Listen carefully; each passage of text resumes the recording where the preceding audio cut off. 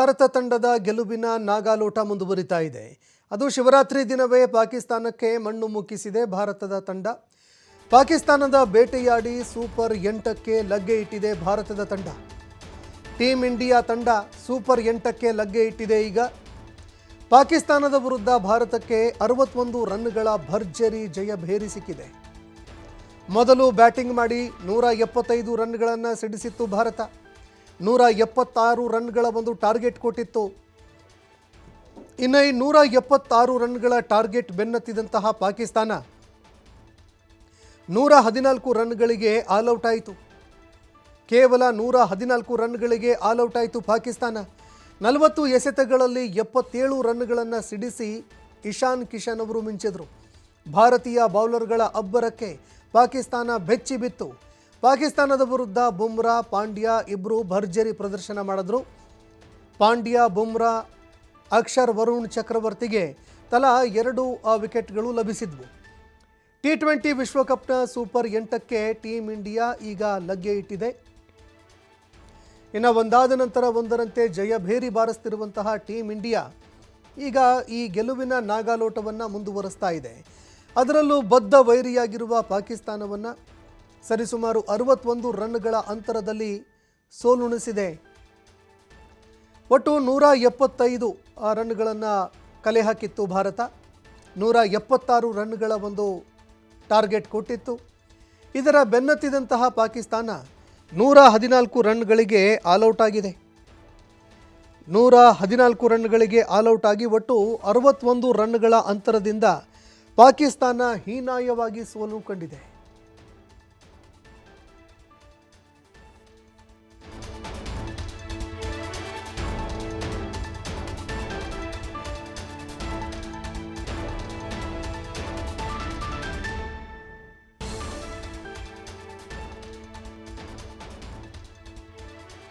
ಇನ್ನು ನಿನ್ನೆ ಭಾರತ ಗೆಲ್ತಾ ಇದ್ದಂತೆ ಇಡೀ ದೇಶಾದ್ಯಂತ ಸಡಗರ ಸಂಭ್ರಮ ಮನೆ ಮಾಡಿತು.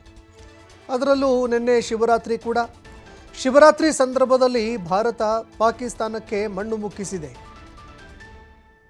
T20 ವಿಶ್ವಕಪ್ನ ಆ ಪಂದ್ಯದಲ್ಲಿ ಪಾಕಿಸ್ತಾನ ಹೀನಾಯವಾಗಿ ಸೋಲು ಕಂಡಿದೆ. ಈ ಮೂಲಕವಾಗಿ ಪಾಕಿಸ್ತಾನವನ್ನು ಸೋಲಿಸಿ ಸೂಪರ್ 8ಕ್ಕೆ ಭಾರತದ ಟೀಮ್ ಇಂಡಿಯಾ ಲಗ್ಗೆ ಇಟ್ಟಿದೆ. ಒಟ್ಟು 61 ರನ್ಗಳ ಭರ್ಜರಿ ಜಯಭೇರಿಯನ್ನು ಬಾರಿಸಿತು ಇಂಡಿಯಾ. ಭಾರತದ ಕ್ರಿಕೆಟ್ ಆಟಗಾರರು ಒಟ್ಟು 175 ರನ್ಗಳನ್ನು ಸಿಡಿಸಿದ್ರು. 176 ರನ್ಗಳ ಒಂದು ಟಾರ್ಗೆಟ್ ಕೊಟ್ಟಿದ್ರು. ಆದರೆ ಕೇವಲ 114 ರನ್ಗಳಿಗೆ ಪಾಕಿಸ್ತಾನದ ಎಲ್ಲ ಆಟಗಾರರು ಆಲ್ಔಟ್ ಆದರು. ಒಟ್ಟು 61 ರನ್ಗಳ ಅಂತರದಲ್ಲಿ ಭಾರತ ಭಾರೀ ಜಯವನ್ನು ಕಂಡಿದೆ. ಪಾಕಿಸ್ತಾನದ ವಿರುದ್ಧ ಬುಮ್ರಾ ಹಾಗೂ ಪಾಂಡ್ಯ ಇಬ್ಬರು ಭರ್ಜರಿ ಪ್ರದರ್ಶನ ತೋರಿದ್ರು. ಪಾಂಡ್ಯ, ಬುಮ್ರಾ, ಅಕ್ಷರ್, ವರುಣ್ ಚಕ್ರವರ್ತಿಗೆ ತಲಾ 2 ವಿಕೆಟ್ಗಳು ಲಭಿಸಿದ್ವು. ಈ ಮೂಲಕವಾಗಿ ಒಟ್ಟು 114 ರನ್ಗಳಿಗೆ ಇಡೀ ಪಾಕಿಸ್ತಾನ ತಂಡವನ್ನು ಆಲ್ಔಟ್ ಮಾಡಿದ್ರು.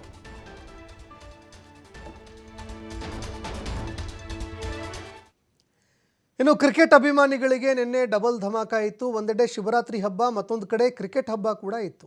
ಪಾಕಿಸ್ತಾನದ ವಿರುದ್ಧ ಗೆದ್ದು ಬೀಗಿತು ಸೂರ್ಯ ಪಡೆ. ದೇಶಾದ್ಯಂತ ಕ್ರಿಕೆಟ್ ಅಭಿಮಾನಿಗಳು ಸಂಭ್ರಮ ಪಟ್ಟರು. ಪಟಾಕಿ ಸಿಡಿಸಿ ಸಿಹಿ ಹಂಚಿ ಅಭಿಮಾನಿಗಳು ಸಂಭ್ರಮ ಪಟ್ಟರು. ಹುಬ್ಬಳ್ಳಿ ಚೆನ್ನಮ್ಮ ವೃತ್ತದಲ್ಲಿ ಅಭಿಮಾನಿಗಳು ಭಾರೀ ಸಂಭ್ರಮ ಪಟ್ಟರು.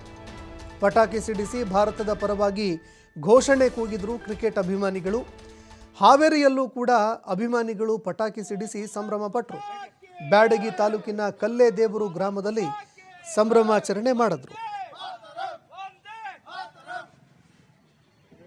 ಇನ್ನು ಹಾಕ್ರೋ ಘೋಷಣೆ ಹಾಕ್ರಿ.